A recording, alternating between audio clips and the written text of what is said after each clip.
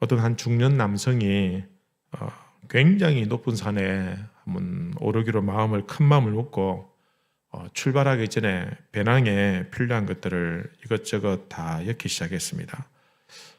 혹시 정상에 올라가면 추울지 모르니까 좀 약간 두툼한 옷을 하나 엮고, 그 다음에 혹시 가다가 발이 삐끗해가지고 신발을 밑창에 나갈 수도 있으니까 신발 한 켤레도 넣고, 그 다음에 카메라도, 아름다운 풍경을 담아야 되니까 카메라도 넣고, 그 다음에 혹시 올라가서 좀 쉬다가 따분하면 책을 좀 봐야겠다, 책도 넣고, 물병도 만약을 대비해서 큰 걸로 이렇게 한 2리터짜리 이런 거 하나 였고, 만원경도 였고, 간식도 였고, 공구도 였고 그리고 마지막으로 삼각대도 가방 안에 였고, 이렇게 산을 오르기 시작했습니다. 그런데 점점 시간이 지나면서 너무 힘들고 숨이 턱까지 차오르면서 이 무거운 배낭 어깨를 짓누르는 그런 시간이 되었습니다.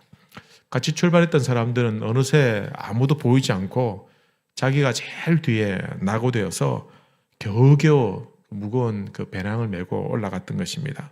결국은 좀 제법 큰 바위에 주저앉아서 왜 이리 힘들지 하면서 땀을 뻘뻘 흘리고 있는데, 그때 마침 연세가 제법 있는 어떤 어르신이 가벼운 복장으로 올라가면서 옆에서 실컷 보더니 아이고 뭔 배낭이 그렇게 많이 이어가냐고 이렇게 물었습니다. 그러니까 이 중년 남성이 다 필요한 겁니다. 그래요? 그 도대체 뭘 열길 안 봅시다 하면서 깐을 들다 보니까 여러 가지 잡동사니가 많이 있는 겁니다. 정말 이거 다 필요한 것이요? 예, 필요합니다. 아니면 필요할 것 같아서 이러는 것이요? 이러니까 아무 대꾸도 못하는 겁니다. 그래서 그 안에 보니까 책이 있는 거예요. 그래서 책을 탁 꺼내가지고 이 책 진짜 필요하냐고 그러니까 말을 못하는 거예요. 이 책 버리라. 그리고는 신발도 꺼내들고는 이 진짜 신발 필요한 것이냐, 그러면서 하나씩 빼고는 나중에 아주 배낭이 가벼워지게 되었다라는 것입니다. 그리고는 신기한 것은 그때부터는 한참 힘들었는데 그때부터는 조금도 힘들지 않고, 또 그전에는 산이 너무 높게 보이는데 이제는 산도 낮게 보이고 훨씬 쉽게 오를 수가 있었다라는 것입니다.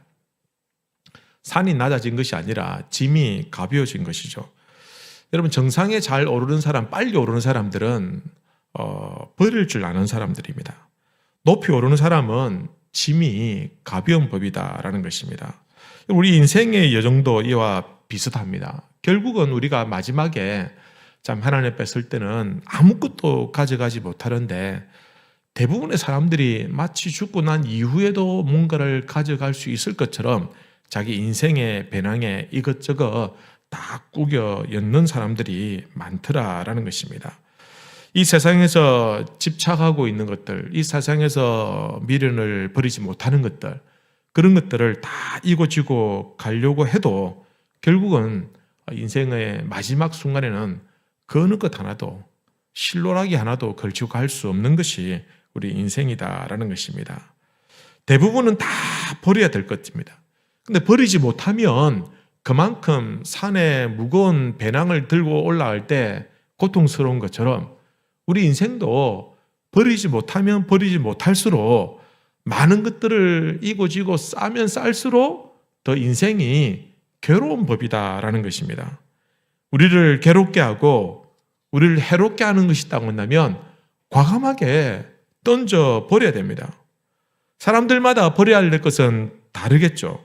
여러분, 오늘 이 시간 우리가 말씀을 생각하면서 우리에게 정말 유익하지 않는 것들, 정말 우리의 영생에, 내세에, 우리의 삶에 정말 유익하다라고 생각하는 것들 외에 해로운 것들이 많이 있습니다. 가지면 가질수록 해로운 것들이 있습니다. 이런 것들이 무엇인지 오늘 우리 한번 말씀을 살펴보면서 좀 고민해 볼 수 있는 그런 시간이 되시기를 바랍니다. 반면에 우리가 절대로 버릴 수 없는 것들도 있습니다. 버려야 될 것도 있지만 절대로 버릴 수 없는 것, 소중하게 끝까지 간직해야 될 것도 있다라는 것입니다. 여러분, 제가 다른 것들은 몰라도 여러분들이 뭘 버려야 되는지는 제가 잘 모르겠습니다. 뭘 가지고 있는지도 모르니까. 그러나 여러분들이 절대로 버려서는 안 되는 것, 반드시 간직해야 될 것에 대해서는 제가 잘 알고 있습니다. 그것을 제가 말씀드리고 싶습니다. 여러분, 끝까지 붙잡고 끝까지 놓지 않고 어떤 일이 있어도 포기하지 않고 붙잡고 간직해야 될 것은 바로 우리의 가장 최고의 자랑거리인 예수 그리스도가 된다라는 것입니다. 왜 예수님이 우리의 자랑이 됩니까? 예수님은 우리에게 생명의 은인이기 때문입니다. 생명의 구원자가 되시기 때문에 예수님이 우리의 가장 소중한 분이다라는 겁니다. 그 어느 누구도, 그 무엇도, 그 어떤 시스템이나 사회의 어떤 제도도 나를 구원해 주거나 나의 생명을 살려줄 사람은 아무도 없습니다. 오직 예수님만이 우리를 구원해 주셨기에, 나의 생명이 되시기에, 또한 나의 영원한 생명을 주실 것이기 때문에 그 예수님이 우리에게 가장 소중한 분이고, 그리고 그분을 꽉 붙잡고 끝까지 붙잡고 저 천국에 이를 때까지 믿음으로 가야 된다라는 것입니다. 그러면 우리 오늘 말씀 속에서 우리가 어떻게 예수님을 소중히 여기고 자랑해야 할까라는 것입니다. 첫 번째는 우린 교만을 버리고 예수님을 자랑해야 한다라는 것입니다. 한번 따라해 보시겠습니까? 교만을 버리고. 여러분, 우리는 태생적으로 교만한 사람들입니다. 우리의 조상이 원래 교만한 사람들이었어요. 아담과 하와가 선악과를 먹은 것은 교만하였기 때문에 먹게 된 것입니다. 그들의 불순종 죄악에 딱지를 붙였다고 한다면 교만이라고 붙일 수가 있습니다. 물론 그들은 계속해서 하나님을 잘 섬기는 사람들이었지만, 그러나 한순간은 그들이 교만하여 넘어지게 되었다라는 겁니다. 그리고는 그의 후손들도 그 죄를 다 안고 태어났는데, 우리도 모르는 선악과를, 우리가 만져본 적도 없는 그 선악과를 우리 조상이 먹었기 때문에 우리도 억울하겠지만 그 죄를 안고 이 땅에 태어났다라는 것입니다. 여러분, 사람들이 안 그럴 것 같지만 틈만 나면 자기 잘난 맛에 사는 교만이 다 있습니다. 여러분, 조금만 형편이 좋아지면, 조금만 옆에서 부추겨주면 그저 좋아가지고 말투나 행동이나 자세가 달라지더라는 것입니다. 그리고는 인간적인 자랑을 막 늘어놓게 되는 것입니다. 바울에게도 오늘 말씀해 보니까 자기도 누구보다도 인간적인 자랑으로 얘기하면 자랑할 것이 많다라고 이렇게 말하고 있습니다. 4절 이하의 말씀을 보시면, 그러나 나도 육체를 신뢰할 만하면, 만일 누구든지 다른 이가 육체를 신뢰할 것이 있는 줄로 생각하면 나는 더욱 그러하니, 난 누구보다도 자랑할 것이 많으니 나는 먼저 8일 만에 할례를 받고 이스라엘 족속이요 택한 하나님 백성이라는 것입니다. 베냐민 지파요, 가장 중요한 영향력 있는 지파 중에 하나라는 것입니다. 히브리인 중에 히브리인이요, 율법으로는 바리새인이요, 열심으로는 교회를 핍박하고 율법의 의로는 흠이 없는 자다. 자기 스스로 생각할 때 자신은 율법을 철저하게 잘 지켜왔다라고 자부할 만큼 그는 아주 자랑할 것이 많았다라는 것입니다. 그러나 바울이 이러한 자기의 자랑에 한순간에 하루아침에 와르르 무너졌습니다. 예수님을 만나기 전에는 이 자랑거리가 자신의 힘이고 능력이고 배경이었는데, 그러나 예수님을 만나고 나니 그 모든 것들이 아무짝에도 쓸모없는 추한 것이고 마치 배설물과 같다라고 이렇게 고백하고 있습니다. 왜냐하면 자기는 자기 스스로는 자기를 구원할 수 없는 겁니다. 예수님을 믿으면 믿을수록 자신은 처절하게 죽을 수밖에 없는 죄인이라는 사실을 깨닫게 되었습니다. 은혜를 받으면 받을수록 자신의 교만함과 자신의 연약함이 완전히 입바닥까지 다 드러나게 되는 겁니다. 그리고는 나중에, 처음에는 예수님 만나기 전에는 내가 자랑할 게 많다 우쭐거리고 있었지만, 그러나 예수님 만나고 난 다음에는 내가 죄인 중에 내가 괴수였구나 라고 고백하는 겁니다. 그는 스스로의 노력으로는 결코 구원을 얻을 수 없다는 사실을 깨달았습니다. 그리고 그동안 자기가 가지고 있었던 모든 것들이 무익한 것들이었다라는 것을 처절하게 깨닫게 된 것입니다. 그 자신이 구원할 수 없으니 자신을 구원해 줄 예수님이 자기에게 가장 중요한 분이고 가장 자랑할 만한 분이 되더라라는 것입니다. 그래서 지금까지 자랑으로 여겼던 그 모든 것들을 버리기로 작정하였다라는 겁니다. 왜냐하면 그 모든 것들은 예수님을 가까이 하는데 방해거리가 되고 장애물이 되더라는 겁니다. 돈도 좋고 명예도 좋고 다 좋은데 이것을 가까이 하면 가까이 할수록, 가지려고 하면 가지려고 할수록 예수님과 왠지 멀어지더라는 겁니다. 그래서 가장 중요한 예수님을 포기하지 않고 그 예수님을 붙들기 위해서는 다른 것들 다 버리기로 작정하였다라는 것입니다. 그래서 7절에 이렇게 기록합니다. 그러나 무엇이든지 내게 유익하던 것을 내가 그리스도를 위하여 다 해로 여길 뿐더러 또한 모든 것을 해로 여김은 내 주 그리스도 예수를 아는 지식이 가장 고상하기 때문이라. 내가 그를 위하여 모든 것을 잃어버리고 배설물로 여김은 그리스도를 얻고 그 안에서 발견되려 함이니. 여러분, 바울이 말한 것은 그리스도를 아는 지식이 가장 고상하고 가장 위대한 지식이라는 겁니다. 자신이 이전에 알고 있었던 그 모든 율법의 조항들, 그 율법에 대한 그런 모든 지식보다 당대 최고의 스승이라고 할 수 있는 가말리엘의 문화생으로서 있었던 그 배웠던 그 모든 것들보다 1000배, 10,000배보다 더 귀한 것이 그리스도를 아는 지식이다라는 것입니다. 예수님을 발견한 바울은 아직도 예수님의 가치를 알지 못하는, 여전히 자기 자랑에 도취되어 있는 사람들을 안타깝게 여겼습니다. 그래서 그는 그 사람들에게 오늘 말씀을 통해서 자신이 그리스도를 통해서 모든 것들을 배설물로 여긴다라고 고백하고 있는 겁니다. 그리고는 여전히 세상의 지식, 세상의 것들을 붙들고 있는 특별히 그 유대인들을 향해서 신랄하게 비판하고 있습니다. 오늘 2절 말씀을 보시면 이렇게 기록합니다.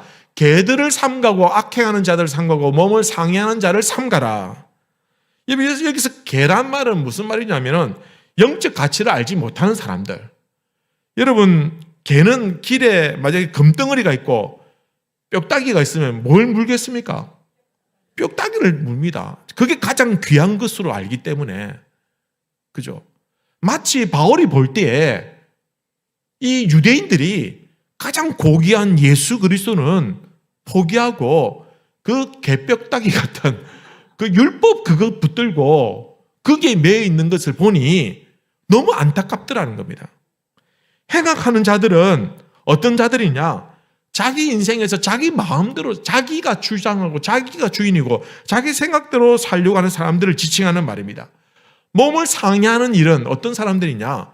몸을 해치고 몸을 상하게 하는 사람들은 어떤 사람이냐면 일단 8일 만에 태어나자마자 할례를 행하는 자들. 그것이 마치 무슨 벼슬인 것처럼 착각하고 있는 사람들. 그리고는 자기들이 신앙을 위해서 몸에 고생을 해서 고행을 하는 사람들.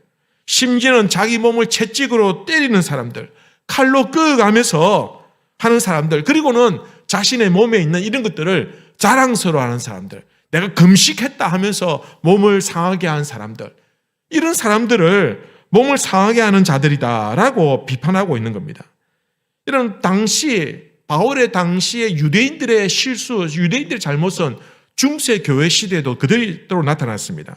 중세 시대에 중세 기독교 교회들이 기독교가 국교화되면서 교회가 막강한 권력을 가지게 되었습니다. 그리고는 자신들의 힘을 의지했습니다. 그리고는 신앙이 좋다, 신앙이 위대하다, 이런 사람들 어떻게 구분했냐면은 금식을 하는 사람들, 고행을 하는 사람들, 그리고는 수도생활을 하는 사람들, 이런 사람들은 틀림없이 성자다, 구원에 이를 것이다 라고 생각했습니다. 그리고 또 십자가 전쟁이 있었습니다. 십자가 전쟁에 참여하는 사람들은 다 구원을 받을 것이다. 십자가 전쟁을 위해서 전쟁 물자를 대는 사람들, 면죄부를 팔아주는 사람들, 이런 사람들은 다 구원을 받을 것이다 라고 그렇게 생각했습니다. 교회가 그렇게 가르쳤습니다. 그러나 성경 어디에도 그런 이야기는 없습니다. 예수님 께서 말씀하신 내용에도 어느 곳에도 그렇게 가르친 적이 한 번도 없다라는 것입니다. 그때에 종교개혁이 일어나게 된 겁니다. 여러분, 종교개혁은 무엇이냐? 성경으로 돌아가자는 이야기입니다. 성경의 핵심이 무엇이냐? 예수 그리스도만이 구원이다라는 겁니다. 고행을 하고 전쟁에 참여하고 또 물자를 대고 금식을 하고 이런 것들로 율법을 지키는 걸로 구원받는 것이 아니라 오로지 예수님만을 통해서 구원을 받는다. 이 명백한 사실 다시 한 번 더 교회가 그곳으로 돌아가자, 거기서부터 시작하자라는 것이 바로 종교개혁의 핵심이 된다라는 겁니다. 오늘 우리가 생각할 때는 너무 당연한 일인데 어떻게 그 시대에는 온 교회가 타락해서 이렇게 진리의 말씀을 내려놓고 왜 엉뚱한 것들, 말도 안 되는 것들 붙들고 있었냐. 그것은 자기를 자랑하기 때문에, 교만하기 때문에, 교회가 배가 부르니까 교만하게 된 겁니다. 십자가를 통해서 박해를 받고 고난을 당할 때는 눈물로 기도하고 어떻게든 신앙 붙잡고 있으려고 카타콤이라는 지하 무덤까지 숨어 들어가서 그렇게 몇 년을 살아도 견뎌냈는데 교회가 배가 부르고 화려해지고 거대해지니까 점점 교만하게 되더라는 것입니다. 성도 여러분, 우리는 우리의 다른 가능성들에서 노라고 담대하게 말할 수 있어야 됩니다. 스스로를 구원하려는 모든 노력이 실패했음을 우리도 선포해야 됩니다. 오직 나에게 구원은 예수 그리스도밖에 없다는 사실을 선언해야 됩니다. 여러분, 어떤 사람들은 물론 예수님을 통해서만 구원은 얻습니다. 당연하죠. 아멘 합니다. 그리고는 다른 것들을 그 모든 다른 생활의 분야에 있어서는 절대로 예수님을 나의 마음의 주인으로 인정하지 않더라는 것입니다. 구원은 예수님 통해서 받는다고 하면서 정작 그분을 구세주로 여기고 나의 구주로 여긴다면 내 마음의 보좌에서 왕의 자리에 앉고 내 마음의 주인이 되셔야 되는데 내가 그분의 종이 되고 그분 말씀대로 살아야 되는 게 이게 자연적으로 흘러가는 그 과정인데도 불구하고 구원은 예수님 통해서 믿는다라고 하면서 그 다음부터는 자기 뜻대로 살려고 자기 마음대로 살려고 하더라는 겁니다.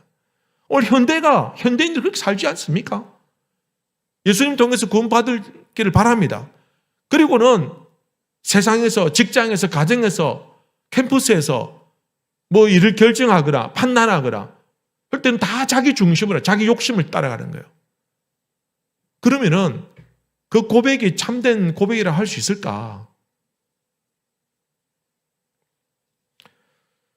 우리에게 있어서 교만이 무엇일까? 오늘 우리에게 있어서 우리 성도들이 보통 대부분 사람들은 나는 교만하지 않다. 내가 무슨 교만하냐.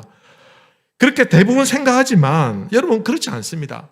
우리가 신앙생활 할 때 순간순간 불순종할 때가 있잖아요. 아담과 하와도 그들의 인생 전체를 보면 하나님의 자녀였고 하나님 백성이었어요. 근데 그들은 선악과를 먹고 죄를 저질렀어요. 타락했어요. 그 순간 교만하게 된 겁니다. 그러나 그 교만함이 그들의 전 생애를 오염시키고 타락시키다는 겁니다. 오늘 우리도 그래요. 우리도 신앙생활 할 때 신앙생활 하잖아요. 보통은 겸손해요. 보통은 착해 하지만 순간순간 치고 올라오는 그 교만함이 있더라는 겁니다. 그게 우리를 더럽히고 오염시키다는 겁니다. 배설물보다 더 못한 사람으로 깎아내리더라는 겁니다. 우리 인생이 그렇다는 겁니다. 우리가 전체적으로 신앙길을 가고 있지만 우리는 순간순간 교만으로 인해서 우리 인생을 더럽히고 있지 않느냐. 금요 기도에 부흥의 이유로 확 줄었어요. 이상하지 않습니까? 부흥이 하면 더 뜨거워야 되는데. 그죠? 야, 날만 기다린 것 같지. 내가 부흥 때까지면 내가 참는다. 그리고는 그냥 훅 빠져나가는 것 같아요. 죄송한 말씀이지만 저는 기도 안 하는 것도 교만하다고 생각합니다. 뭘 믿고 기도 안 하는지.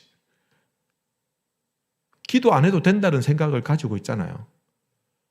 여러분 새벽 기도도 안 나와. 금요 기도도 안 나와. 그 사람들이 자기가 개인적으로 기도할 시간 기도할까요? 저는 그렇게 생각 안 합니다. 어떤 분들은 할 수도 있겠죠. 얼마 할까요? 하루에 얼마 기도할까요?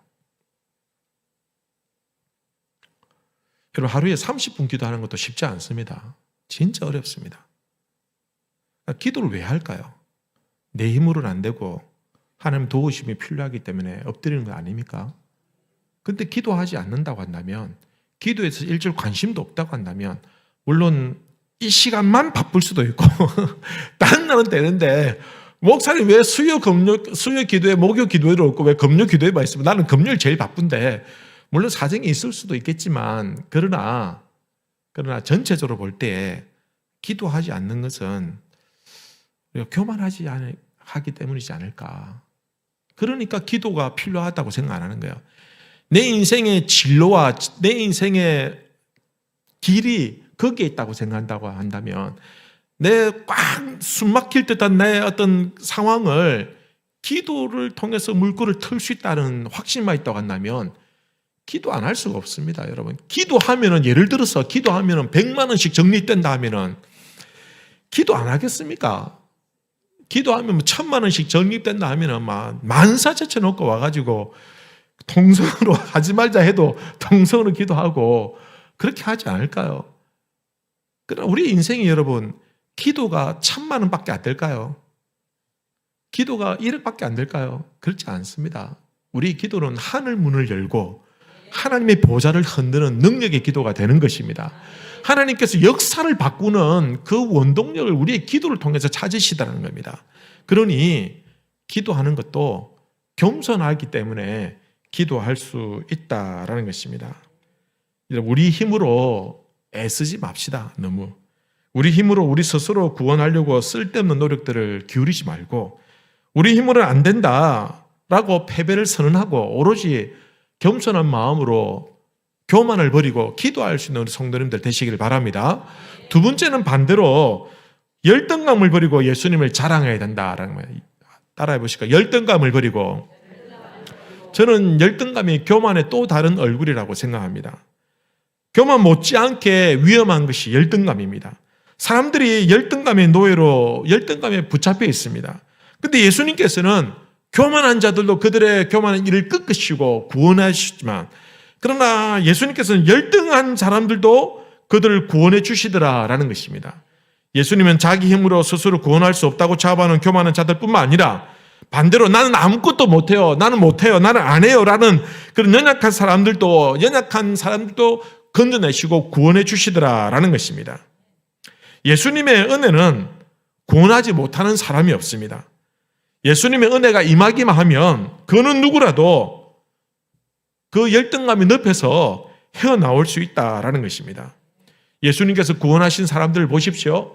물론 바리새인들이라든지 똑똑한 사람들, 서기관들, 이런 잘난 사람들도 있었지만, 그러나 대부분은 어떤 사람, 죄인들, 병자들, 세리, 심지어는 매춘부, 이 사람들은 그 시대 다 열등한 사람들이었습니다. 그 모든 사람들을 예수님께서는 구원해 주셨다라는 것입니다. 오늘도 우리 예수님의 은총은 약자들을 향하여 있는 줄로 믿습니다. 여러분, 오늘날 많은 사형수들이 뒤늦게 구원을 받습니다. 여러분, 자살하려고 했던 많은 사람들이 예수 그리스도 은혜로 구원을 받습니다. 남편도 자식도 잃고 시리에 빠진 사람들도 예수님께 나옵니다. 마약에 빠져 있는 사람들도 예수님께 나오더라는 것입니다.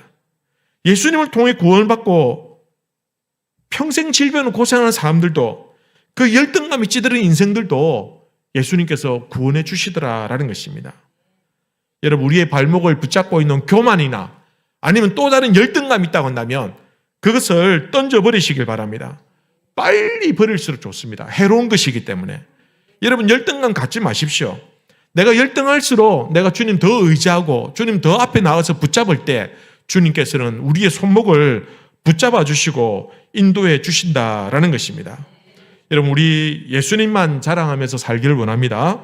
예수님은 교만한 자들의 그 교만을 깨뜨리시고 구원하시고, 열등감에 빠져 있는 자들을 위로하시고 격려해 주시고 구원하여 주셨습니다. 누구든지 예수님의 이름으로 구원을 받더라라는 것입니다. 여러분, 예수님 외에는 그 어느 누구도 우리를 구원할 수도 없고 그 어느 무엇도 우리를 건질 수 없습니다. 오로지 예수님만이. 여러분, 이제 세상으로 돌아가기는 늦었습니다. 예수님만 붙잡고 갑시다. 속된 말 못 묻었고 지금 와서 다시 회의감 가지고 세상 빠져가지고 되겠습니까? 오로지 예수님만 붙잡고. 가장 중요한 것입니다. 이 뻔한 이야기를 다시 한번 더 말씀드리는 이유는 무엇이냐? 오늘 이 시대가 마치 중세시대처럼 타락하고 자기 교만과 자기 열등감에 빠져서 예수님을 버리고 세상을 찾아가기 때문입니다. 이럴 때일수록 예수님만이 우리의 구원자가 되신다라는 이 복음의 이 진수가 널리 선포될 수 있도록, 또 그런 교회를 통해서 하나님께서는 또 다른 영혼들을 구원하여 주실 줄로 믿습니다. 오늘 이 밤에도 우리가 교만하든지 열등하든지 예수님만 붙잡는 우리 모든 성도님들 되시기를 우리 주님의 이름으로 기원합니다.